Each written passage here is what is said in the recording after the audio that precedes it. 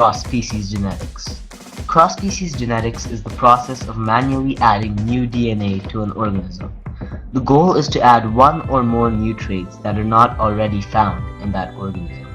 Examples of cross-species genetics organisms currently on the market include plants with resistance to some insects, plants that can tolerate herbicides, and some other extreme cases that we will talk about later.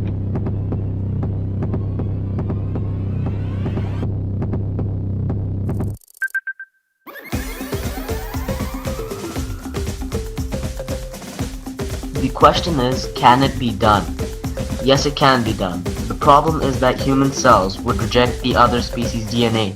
The solution is to add a catalyst. A catalyst is a substance that starts or speeds up a chemical reaction while undergoing no permanent change to itself.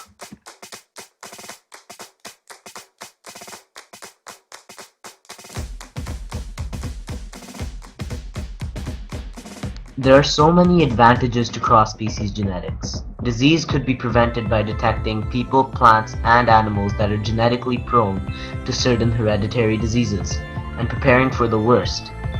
Animals and plants can be tailor-made to show the desirable characteristics. For example, genes could be changed in trees to absorb more carbon dioxide and reduce the threat of global warming. If you've seen the movie The Amazing Spider-Man, you probably know that cross-species genetics can be used to regenerate limbs at will. But if I remember correctly, that didn't work out so well.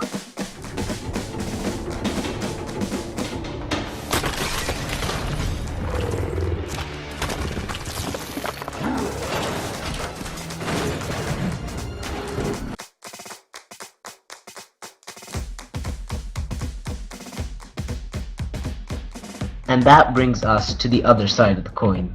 Let's talk about disadvantages. Nature is an extremely complex, interrelated chain consisting of many species linked in the food chain.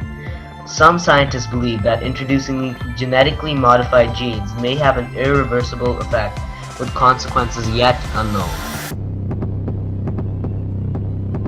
Cross-species genetics borderlines on many moral issues, especially religion, which questions whether man has the right to manipulate the laws and course of nature.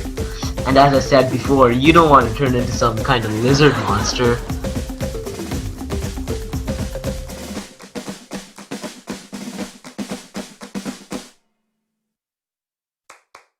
Spider silk has about 1.5 million uses, and we're finding more every day.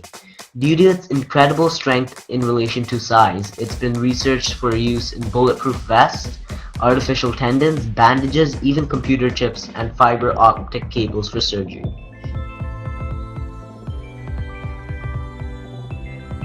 But harvesting enough silk requires tens of thousands of spiders and a lot of waiting time, not to mention the fact that spiders tend to kill other spiders in their territory, so you can't farm them like bees. So researchers are going to goats, the only animal in the world that could possibly improve by having more spider DNA.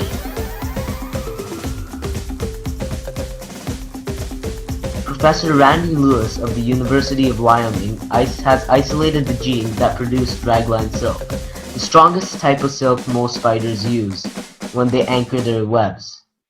Then he spliced the genes with the genes used by goats to produce milk, mated that goat, and confirmed that 3 of the 7 baby goats retained the silk-producing gene.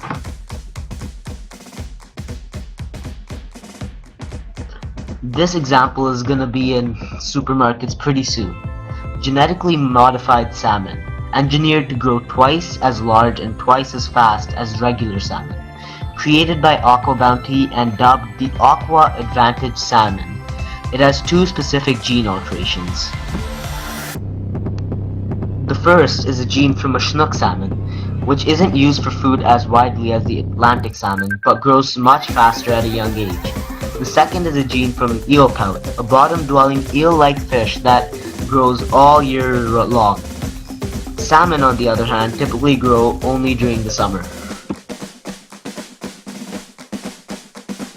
The result is a super salmon, and it's on the fast track to becoming the first genetically engineered animal approved for human consumption.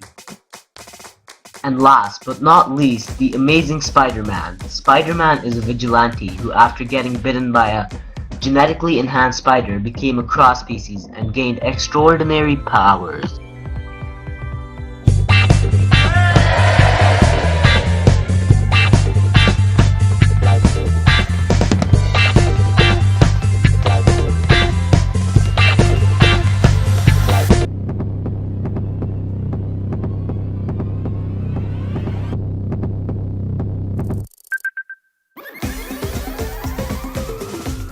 Every technological advancement involves risk. In my opinion, the risk involved in cross-species genetics is worth it, because the advantages outweigh the disadvantages. And honestly, I think the chances of having a lizard monster on the streets are really slim, since scientists work in extremely controlled environments. Cross-species genetics has the potential to get rid of many diseases such as cancer, Parkinson's, etc. Cross-species genetics will greatly enhance the quality of life in coming years.